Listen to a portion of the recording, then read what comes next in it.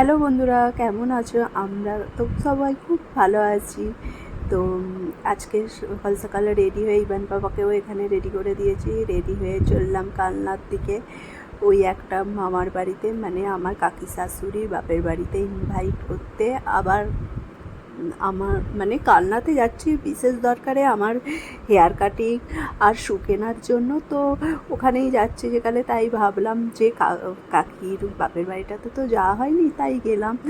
ওখানে তো আমার কাকি শাশুড়ির ছেলেটাও থাকে, এখানে থাকে ওদের, মানে এইটা হচ্ছে মানে ওর একটা আন্টি থাকে সেখানে। তারপরে এটা উপরের ঘর, এইটা ওর বড় মামাটা থাকে। এটা ওদের ব্যালকনি। ওদের বাড়িটা পুরো ফ্ল্যাটের মতো, ওপর নিচে করে 3-4 তলা আছে, সব ভাড়া দেওয়াও আছে। তারপরে চলে এলাম ওর ছোটো মামার বাড়ি। এইটা হচ্ছে ওর ছোটো মামার বাড়ি। এই যে আমার কাকা, এইটা আমার কাকা শ্বশুর বসে আছে। এটা ওনার ছোটো শালার বাড়িতে এসেছি। ইভান তো খুব একদম খুশি এখানে এসে। বাবা, এটা হচ্ছে ওইটা ছোটো মামি, এটা মামির মেয়ে। ওদের মানে শুয়ের হোলসেলার, মানে যত মানে বর্ধমান যেখানে সেখানে মানে জুতোর সব হোলসেল হয়। মানে তো পুরো 1তলা থেকে 3তলা পর্যন্ত মামিটা ঘুরে ঘুরে দেখাচ্ছে, সবই মানে সুতে ভরা ওদের রুমগুলো।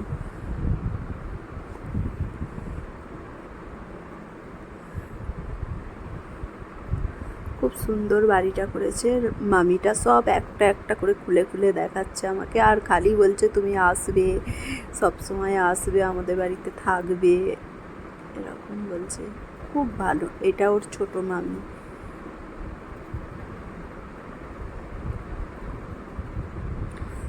এইটা ওদের মানে ছাদ। বলছে এই ছাদটাতে আমার মেয়ের জন্মদিন করা হয়, এইসব আর কি, পার্টি সার্টি করা হয় এখানে। আবার দেখাচ্ছে এটা আর একটা, মানে আমার কাকি শাশুড়ির বোনের বাড়ি, ওটা পাশে দেখাচ্ছে যে এটা আমার একটা ননদের বাড়ি। এখানে আবার অনেকগুলো ফটো ক্যাপচার করে দিল মামিটা, বললো খুব সুন্দর ফটো আসে, তুমি বসো তুলে দিই বলে তুলে দিল। তারপরে চলে এলাম ওখান থেকে। এখানে খুব খিদে পেয়ে গেছিলো, তো বিরিয়ানি খেতে বসলাম। এই যে আমার ইভান পাপাটা একদম খাবে বলে রেডি। এই যে বিরিয়ানিও খাই এখন, একটু একটু বিরিয়ানি খাই আমার ইভান পাপা। তারপরে হেয়ার কাটিং করতে চলে গেলাম। এই যে এখানে আমার হেয়ারটাও ওয়াশ করে দেওয়া হচ্ছে।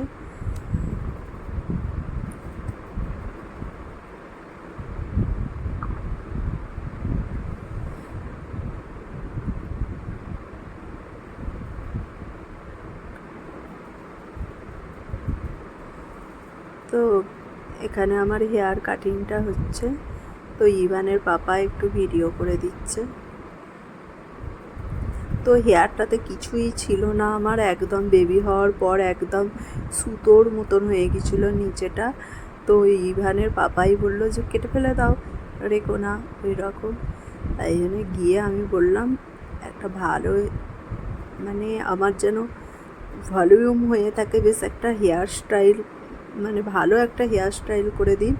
তো ওরা আমার হেয়ার দেখে ফেদার কাট কেটে দিল।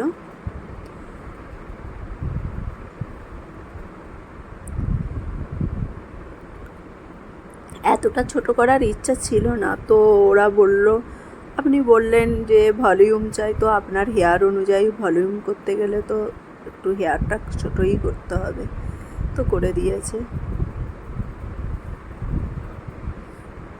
খুবই ভালো কাটিং করেছে এরা সত্যি। এবারে যখনই হেয়ার কাটিং করব তো এই হাবিবসে গিয়েই করব।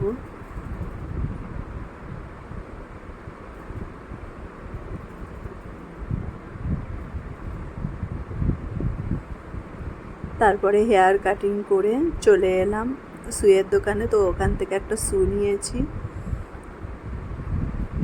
নিয়ে তারপর বাড়ি চলে এসেছি।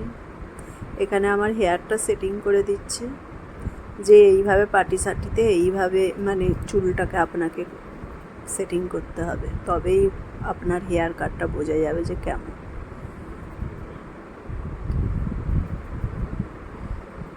আমি কাবির তো বলছে একদম লুক পুরো চেনাই যাচ্ছে না। সত্যি কি তাই? চেনাই যাচ্ছে না আমাকে। সবাই বলছে, আমার ননদরাও দেখে বলছে।